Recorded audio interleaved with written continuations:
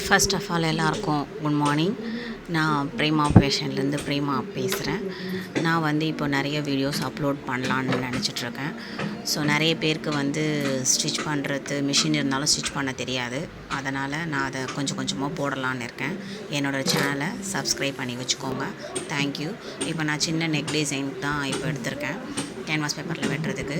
அதுக்கு வந்து லென்த்து வந்து 9.5. நான் கேன்வாஸ் பேப்பரில் 11 எடுத்திருக்கேன். வித்து வந்து 2.5 ப்ளவுஸில். ஆனால் இப்போ நம்ம கேன்வாஸ் பேப்பரில் வந்து 2.5 வைக்க போகிறோம். 2.25 வைக்க போகிறோம். வித்து ப்ளவுஸோட வித்து வந்து 2.5, ஒரு 1/4 இன்ச்சு சேர்த்துக்கணும். அதே மாதிரி கீழேயும் 1/4 இன்ச்சு நம்ம சேர்த்துக்க போகிறோம்.